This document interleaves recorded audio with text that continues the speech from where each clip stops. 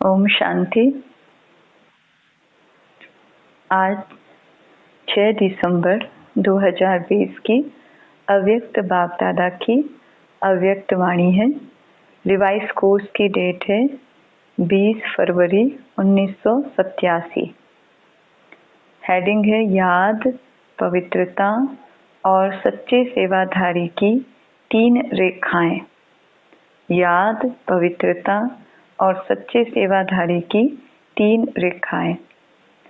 आज सर्व स्नेही विश्व सेवाधारी बाप अपने सदा सेवाधारी बच्चों से मिलने आए हैं। सेवाधारी बाप दादा को समान सेवाधारी बच्चे सदा प्रिय हैं। आज विशेष सर्व सेवाधारी बच्चों के मस्तक पर चमकती हुई विशेष 3 लकीरें देख रहे हैं। हर एक का मस्तक त्रिमूर्ति तिलक समान चमक रहा है। यह 3 लकीरें किसकी निशानी है? इन 3 प्रकार के तिलक द्वारा हर एक बच्चे के वर्तमान रिजल्ट को देख रहे हैं।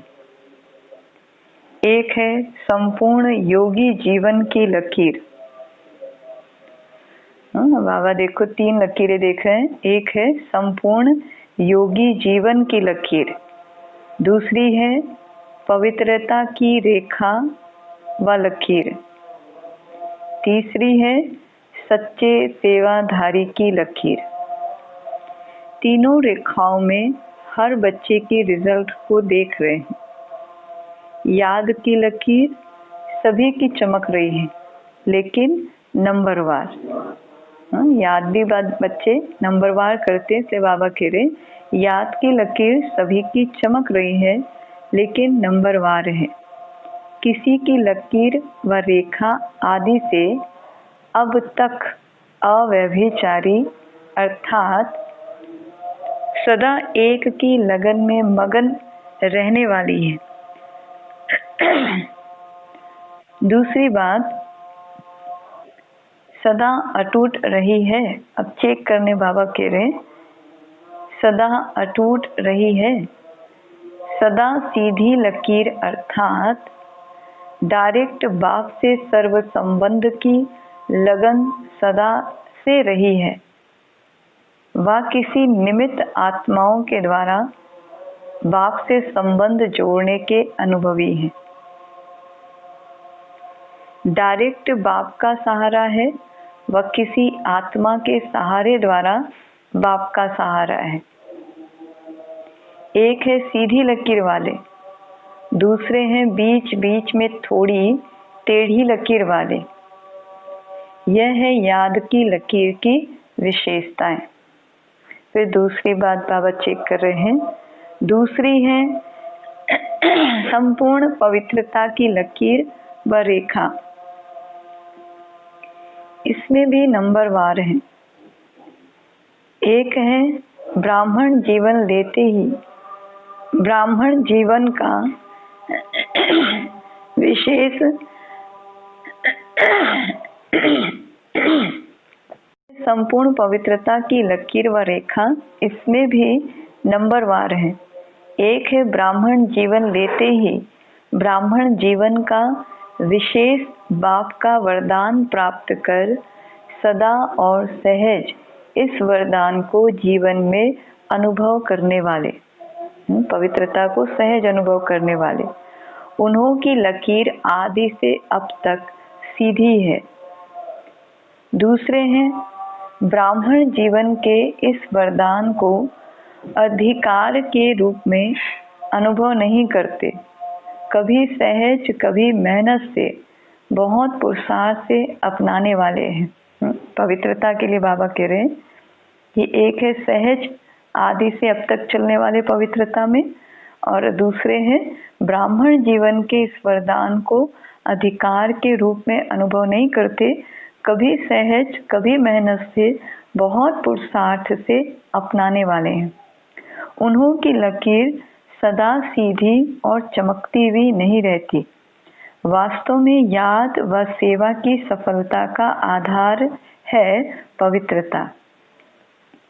सिर्फ ब्रह्मचारी बनना यह पवित्रता नहीं, लेकिन पवित्रता का संपूर्ण रूप है ब्रह्मचारी के साथ साथ ब्रह्मचारी बनना। ब्रह्मचारी अर्थात ब्रह्मा के आचरण पर चलने वाले, जिसको फॉलो फादर कहा जाता है, क्योंकि फॉलो ब्रह्मा बाप को करना है, शिव बाप के समान स्थिति में बनना है, लेकिन आचरण व कर्म में ब्रह्मा बाप को फॉलो करना है।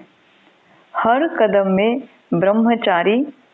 ब्रह्मचारी का व्रत सदा संकल्प और स्वप्न तक हो। बाबा कह रहे ब्रह्मचारी माना पवित्रता का व्रत कैसा हो, सदा संकल्प और स्वप्न तक हो। पवित्रता का अर्थ है सदा बाप को कंपेनियन साथी बनाना और बाप की कंपनी में सदा रहना। कंपेनियन यानी बाबा हमारा साथी है और कंपनी माना उसी के ही संग का रंग लगा हो। कंपेनियन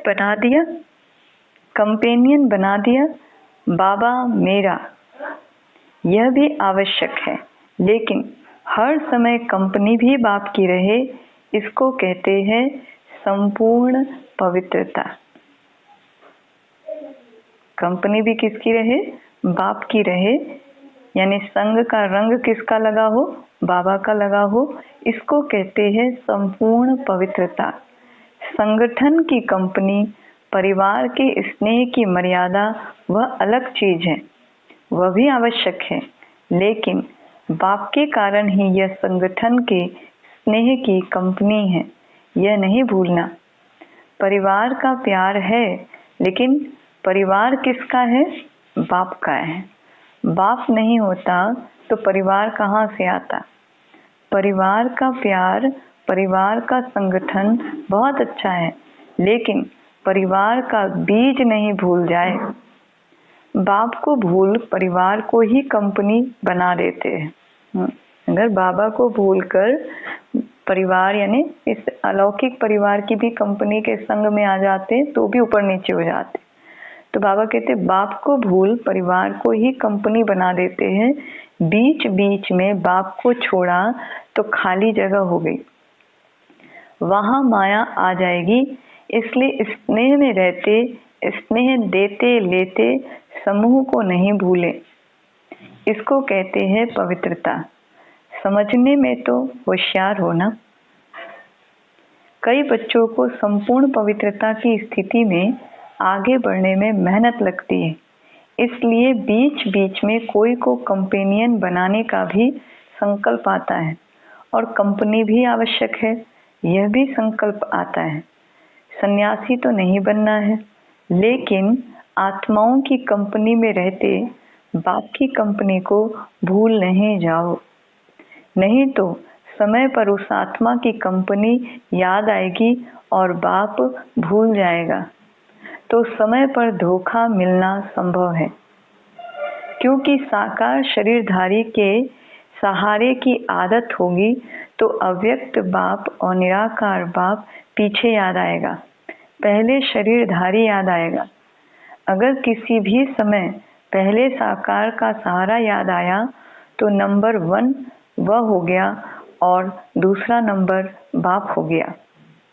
जो बाप को दूसरे नंबर में रखते तो उसको पद क्या मिलेगा, नंबर 1 या 2। सिर्फ सहयोग लेना, स्नेही रहना वह अलग चीज है, लेकिन सहारा बनाना अलग चीज है। ये बहुत गुह्य बात है। बाबा कहते सहयोग लेना और स्नेही रहना अलग चीज है, लेकिन सहारा बनाना माना किसी व्यक्ति को सहारा बनाना अलग चीज है। ये बहुत गुह्य बात है, इसको यथार्थ रीति से जानना पड़े।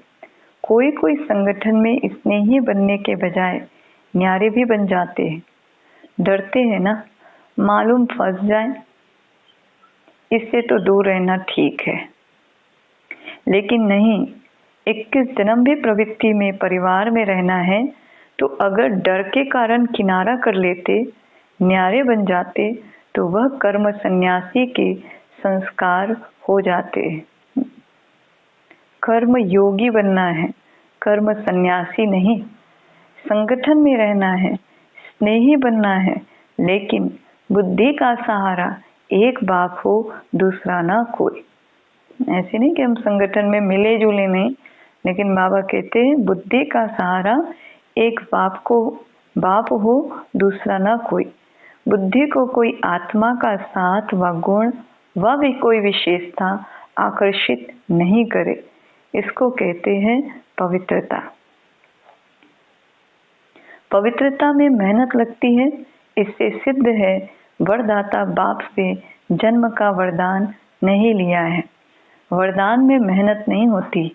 हर ब्राह्मण आत्मा को ब्राह्मण जन्म का पहला वरदान पवित्र भव, योगी भव का मिला हुआ है। तो अपने से पूछो, पवित्रता के वरदानी हो या मेहनत से पवित्रता को अपनाने वाले हो। ये याद रखो कि हमारा ब्राह्मण जन्म है, सिर्फ जीवन परिवर्तन नहीं, लेकिन ब्राह्मण जन्म के आधार पर जीवन का परिवर्तन है। ब्राह्मण जन्म के आधार पर जीवन का परिवर्तन है। जन्म के संस्कार बहुत सहज और स्वतः होते हैं। तो ब्राह्मण जन्म का संस्कार है पवित्रता। जन्मते ही हमको बाबा से पवित्रता का वरदान मिला। आपस में भी कहते हो ना, मेरे जन्म से ही ऐसे संस्कार हैं। ब्राह्मण जन्म का संस्कार है ही योगी भव, पवित्र भव। वरदान भी है, निजी संस्कार भी है। जीवन में दो चीजें ही आवश्यक है, एक कंपेनियन, दूसरी कंपनी। इसलिए त्रिकालदर्शी बाप सभी की आवश्यकताओं को जान कंपेनियन भी बढ़िया, कंपनी भी बढ़िया देते हैं। विशेष डबल विदेशी बच्चों को दोनों चाहिए। इसलिए बाप दादा ने ब्राह्मण जन्म होते ही कंपेनियन का अनुभव करा लिया, सुहागिन बना दिया। जन्मते ही कंपेनियन मिल गया ना, कंपेनियन मिल गया है वह ढूंढ रहे हो। तो पवित्रता निजी संस्कार के रूप में अनुभव करना, इसको कहते हैं श्रेष्ठ लकीर अथवा श्रेष्ठ रेखा वाले। फाउंडेशन पक्का है ना, पवित्रता का फाउंडेशन पक्का है ना। तीसरी लकीर बाबा देख रहे हैं, सच्चे सेवाधारी की। यह सेवाधारी की लकीर भी सभी के मस्तक पर है। सेवा के बिना भी रह नहीं सकते। सेवा ब्राह्मण जीवन को सदा निर्विघ्न बनाने का साधन भी है। और फिर सेवा में ही विघ्नों का पेपर भी ज्यादा आता है। निर्विघ्न सेवाधारी को सच्चे सेवाधारी कहा जाता है, क्योंकि सेवा अकेले नहीं की जाती। सेवा में हम सब एक दो के संपर्क में आते। तो बाबा कहते सेवा निर्विघ्न भी रखती है, और कई बार सेवा में संपर्क में आते कुछ विघ्नों के पेपर भी आते। तो निर्विघ्न सेवाधारी को ही सच्चे सेवाधारी कहा जाता है। विघ्न आना यह भी ड्रामा की धुंध है, आने ही हैं और आते ही रहेंगे, क्योंकि यह विघ्न या पेपर अनुभवी बनाते हैं। इसको विघ्न ना समझ, अनुभव की उन्नति हो रही है इस भाव से देखो, तो उन्नति की सीढ़ी अनुभव होगी। सेवा में कोई विघ्न भी आते हैं तो उसको क्या समझो, विघ्न ना समझ, अनुभव की उन्नति हो रही है इस भाव से देखो, तो उन्नति की सीढ़ी अनुभव होगी। इससे और ही आगे बढ़ना है, क्योंकि सेवा अर्थात संगठन का सर्व आत्माओं की दुआओं का अनुभव करना।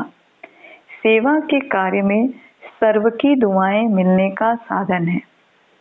सेवा के कार्य में ही हमको क्या मिलती, सबकी दुआएं मिलती। तो सेवा के कार्य में सर्व की दुआएं मिलने का साधन है। इस विधि से, इस वृत्ति से देखो तो सदा ऐसे अनुभव करेंगे कि अनुभव की अथॉरिटी और आगे बढ़ रही है। जितना सेवा करेंगे तो अनुभव की अथॉरिटी जैसे और आगे बढ़ रही है। विघ्न को विघ्न नहीं समझो, और विघ्न अर्थ निमित्त बनी हुई आत्मा को विघ्नकारी आत्मा नहीं समझो। अनुभवी बनाने वाले शिक्षक समझो। विघ्न डालने वाले को भी क्या समझो? विघ्न अर्थ निमित्त बनी हुई आत्मा को विघ्नकारी आत्मा नहीं समझो, अनुभवी बनाने वाले शिक्षक समझो। जब कहते हो निंदा करने वाले मित्र हैं, तो विघ्नों को पास करा के अनुभवी बनाने वाला शिक्षक हुआ ना, पाठ पढ़ाया ना। जैसे आजकल के जो बीमारियों को हटाने वाले डॉक्टर्स हैं, वह एक्सरसाइज कराते हैं, तो एक्सरसाइज में पहले दर्द होता है, लेकिन वह दर्द सदा के लिए बेदर्द बनाने के निमित्त होता है। फिर रोज एक्सरसाइज करते रहो तो फिर सब दर्द से छूट जाते। तो बाबा कहते वो एक्सरसाइज का दर्द सदा के लिए बेदर्द बनाने के निमित्त होता है। जिसको यह समझ नहीं होती है वह चिल्लाते हैं, इसने तो और ही। तो बाबा कह रहे थे लेकिन वह दर्द सदा के लिए बेदर्द बनाने के निमित्त होता है। जिसको यह समझ नहीं होती वह चिल्लाते हैं, इसने तो और ही दर्द कर लिया। लेकिन इस दर्द के अंदर छिपी हुई दवा है। इस प्रकार रूप भल विघ्न का है। आपको विघ्नकारी आत्मा दिखाई पड़ती, लेकिन सदा के लिए विघ्नों से पार कराने के निमित्त, अचल बनाने के निमित्त वही बनते। इसलिए सदा निर्विघ्न सेवाधारी को कहते हैं सच्चे सेवाधारी। ऐसे श्रेष्ठ लकीर वाले सच्चे सेवाधारी कहे जाते हैं। सेवा में सदैव स्वच्छ बुद्धि, स्वच्छ वृत्ति और स्वच्छ कर्म सफलता का सहज आधार है। कोई भी सेवा का कार्य जब आरंभ करते हो तो पहले ये चेक करो कि बुद्धि में किसी आत्मा के प्रति भी स्वच्छता के बजाय अगर बीती हुई बातों की जरा भी स्मृति होगी तो उसी वृत्ति दृष्टि से उनको देखना, उनसे बोलना होता है। तो सेवा में जो स्वच्छता से संपूर्ण सफलता होनी चाहिए वह नहीं होती है। बीती हुई बातों को व वृत्तियों आदि सबको समाप्त कर, यह है स्वच्छता। बीती हुई बातों को व वृत्तियों आदि को सबको समाप्त करना, यह है स्वच्छता। बीती का संकल्प भी करना कुछ परसेंटेज में हल्का पाप है। किसी की भूल को, किसी की गलतियों को रिपीट करना और उसी नज़र से उसको देखना, तो फिर हम उसकी सेवा कैसे करेंगे? इसलिए बाबा कहते बीती का संकल्प भी करना कुछ परसेंट में हल्का पाप है। संकल्प भी सृष्टि बना देता है। वर्णन करना तो और बड़ी बात है, लेकिन संकल्प करने से भी पुराने संकल्प की स्मृति सृष्टि अथवा वायुमंडल भी वैसा बना देती है। फिर कह देते मैंने जो कहा था ना ऐसा ही हुआ ना, लेकिन हुआ क्यों? आपके कमजोर व्यर्थ संकल्प ने यह व्यर्थ वायुमंडल की सृष्टि बनाई। इसलिए सदा सच्चे सेवाधारी अर्थात पुराने वाइब्रेशन को समाप्त करने वाले, जैसे साइंस वाले अस्त्र से शस्त्र से शस्त्र को खत्म कर देते, एक विमान से दूसरे विमान को गिरा देते, युद्ध करते हैं तो समाप्त कर देते हैं ना। तो आपका शुद्ध वाइब्रेशन को इमर्ज कर सकता है। आपका शुद्ध वाइब्रेशन को इमर्ज कर सकता है और व्यर्थ वाइब्रेशन को समाप्त कर सकता है। संकल्प को समाप्त कर सकता है। अगर आपका पावरफुल शक्तिशाली संकल्प है तो समर्थ संकल्प व्यर्थ को खत्म जरूर करेगा। समझा? सेवा में पहले स्वच्छता अर्थात पवित्रता की शक्ति चाहिए। यह 3 लकीरें चमकती हुई देख रहे हैं। सेवा की विशेषता की और अनेक बातें सुनी भी। सब बातों का सार है निस्वार्थ निर्विकल्प स्थिति से सेवा करना सफलता का आधार है। निस्वार्थ निर्विकल्प स्थिति से सेवा करना सफलता का आधार है। इसी सेवा में ही स्वयं भी संतुष्ट और हर्षित रहते और दूसरे भी संतुष्ट रहते हैं। सेवा के बिना संगठन नहीं होता। संगठन में भिन्न भिन्न बातें, भिन्न भिन्न विचार, भिन्न भिन्न तरीके, साधन ये होना ही है। लेकिन बातें आते भी, भिन्न भिन्न साधन सुनते हुए भी स्वयं सदा अनेक को एक बाप की याद में मिलाने वाले एक रस स्थिति वाले रहो। कभी भी अनेकता में मूंझो नहीं कि अब क्या करें, बहुत विचार हो गए हैं, किसका माने किसका ना माने। अगर निस्वार्थ निर्विकल्प भाव से निर्णय करेंगे तो कभी किसी को कुछ व्यर्थ संकल्प नहीं आएगा, क्योंकि सेवा के बिना भी रह नहीं सकते, याद के बिना भी रह नहीं सकते। इसलिए सेवा को भी बढ़ाते चलो, स्वयं को भी स्नेह, सहयोग और निस्वार्थ भाव में बढ़ाते चलो। स्नेह, सहयोग, निस्वार्थ भाव में बढ़ाते चलो। समझा? बाप दादा को खुशी है कि देश विदेश में छोटे बड़े सभी ने उमंग उत्साह से सेवा का सबूत दिया। विदेश की सेवा का भी सफलतापूर्वक कार्य संपन्न हुआ और देश में भी सभी के सहयोग से सर्व कार्य संपन्न हुए, सफल हुए। बाप दादा बच्चों की सेवा की लगन को देख हर्षित होते।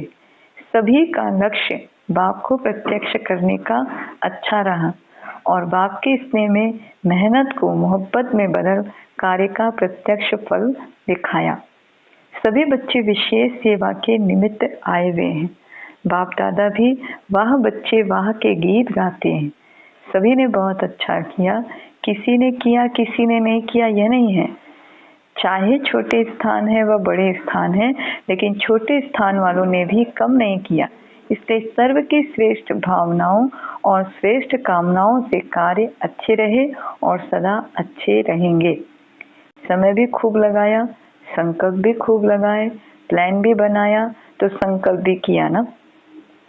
शरीर की शक्ति भी लगाई, धन की शक्ति भी लगाई, संगठन की शक्ति भी लगाई। सेवा में क्या क्या लगाना होता है? समय, संकल्प, शरीर की शक्ति, धन की शक्ति, संगठन की शक्ति। सर्व शक्तियों की आहुतियों से सेवा का यज्ञ दोनों तरफ देश और विदेश सफल हुआ। बहुत अच्छा कार्य रहा। ठीक किया व नहीं किया यह क्वेश्चन ही नहीं, सदा ठीक रहा और सदा ठीक रहेगा। चाहे मल्टी मिलियन पीस का कार्य किया, चाहे गोल्डन जुबली का कार्य किया, दोनों ही कार्य सुंदर रहे।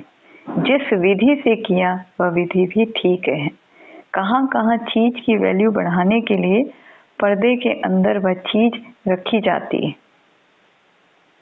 पर्दा और ही वैल्यू को बढ़ा देता है और जिज्ञासा उत्पन्न होती है कि देखिए क्या है पर्दे के अंदर, तो जरूर कुछ होगा। लेकिन यही पर्दा प्रत्यक्षता का पर्दा बन जाएगा। अभी धरनी बना ली है, धरनी में जब बीज डाला जाता है वो अंदर छिपा हुआ डाला जाता है। बीज को बाहर नहीं रखते, अंदर छिपा कर रखते हैं। और फल व वृक्ष गुप्त बीज का ही प्रत्यक्ष स्वरूप होता है। फल व वृक्ष गुप्त बीज का ही स्वरूप प्रत्यक्ष होता है। तो अब बीज डाला है, वृक्ष बाहर स्टेज पर स्वतः ही आता जाएगा। हमने बाबा के लिए जो भी सेवा कर रहे हैं तो फिर बाबा भी क्या होगा? प्रत्यक्ष हो जाएगा। खुशी में नाच रहे हो ना, वाह बाबा तो कहते हो, लेकिन वाह सेवा भी कहते हो। अच्छा, समाचार तो सब बाप दादा ने सुन लिया। इस सेवा से जो देश विदेश के संगठन से वर्ग की सेवा हुई, ये चारों ओर एक ही समय एक ही आवाज बुलंद होने या फैलने का साधन अच्छा है। आगे भी जो भी प्रोग्राम करो, लेकिन एक ही समय देश विदेश में चारों ओर एक ही प्रकार की सेवा कर फिर सेवा का फल स्वरूप मधुबन में संगठित रूप में हो। चारों ओर एक लहर होने के कारण सब में उमंग उत्साह भी होता है और चारों ओर रूहानी रेस होती है। रीस नहीं कि हम और ज़्यादा से ज़्यादा सेवा का सबूत दें। तो इस उमंग से चारों ओर नाम बुलंद हो जाता है। इसलिए किसी भी वर्ग का बनाओ, लेकिन चारों ओर सारा वर्ष एक ही रूपरेखा की सेवा की तरफ अटेंशन हो। तो उन आत्माओं को भी चारों ओर का संगठन देख उमंग आता है, आगे बढ़ने का चांस मिलता है। इस विधि से प्लान बनाते बढ़ते चलो। पहले अपनी अपनी एरिया में उन वर्ग की सेवा कर छोटे छोटे संगठन के रूप में प्रोग्राम करते रहो, और उस संगठन से फिर जो विशेष आत्माएं हो उनको इस बड़े संगठन के लिए तैयार करो। लेकिन हर सेंटर या आपस में के आसपास के मिलकर करो, क्योंकि कई यहाँ तक नहीं पहुँच सकते, तो वहाँ पर भी संगठन का जो प्रोग्राम होता उससे भी उन्हों को लाभ होता है। तो पहले छोटे छोटे स्नेह मिलन करो, फिर जोन को मिलाकर संगठन करो, फिर मधुबन का बड़ा संगठन हो। तो पहले से ही अनुभवी बन के फिर यहाँ तक भी आएंगे। लेकिन देश विदेश में एक ही टॉपिक हो और एक ही वर्ग के हो। ऐसे भी टॉपिक्स होते हैं जिसमें 2-4 वर्ग भी मिल सकते हैं। टॉपिक विशाल है तो 2-3 वर्ग के भी उसी टॉपिक बीच आ सकते हैं। तो अभी देश विदेश में धर्म सत्ता, राज्य सत्ता और साइंस की सत्ता, तीनों के सैंपल तैयार करो। अच्छा, सदा पवित्रता के वरदान के अधिकारी आत्माओं को, सदा एक रस निरंतर योगी जीवन के अनुभवी आत्माओं को, सदा हर संकल्प हर समय सच्चे सेवाधारी बनने वाली श्रेष्ठ आत्माओं को, विश्व स्नेही विश्व सेवाधारी बाप दादा का याद प्यार और नमस्ते। हम बच्चों की भी बाप दादा को याद प्यार और नमस्ते। नमस्ते नमस्ते। शुक्रिया बाबा, शुक्रिया आपका पदम पदम शुक्रिया, जो आपने हमें अपना बना लिया, आप समान बना लिया। फिर वरदान है, कंबाइंड स्वरूप की स्मृति द्वारा अभूल बनने वाले निरंतर योगी भव। कंबाइंड स्वरूप की स्मृति द्वारा अभूल बनने वाले निरंतर योगी भव। विस्तार है, जो बच्चे स्वयं को बाप के साथ कंबाइंड अनुभव करते हैं उन्हें निरंतर योगी भव का वरदान स्वतः मिल जाता है, क्योंकि वो जहाँ भी रहते हैं मिलन मेला होता रहता है। उन्हें कोई कितना भी भुलाने की कोशिश करे, लेकिन वे अभूल होते हैं। ऐसे अभूल बच्चे जो बाप को अति प्यारे हैं वही निरंतर योगी हैं, क्योंकि प्यार की निशानी है स्वतः याद। उनके संकल्प रूपी नाखून को भी माया हिला नहीं सकती। उनके संकल्प रूपी नाखून को भी माया हिला नहीं सकती।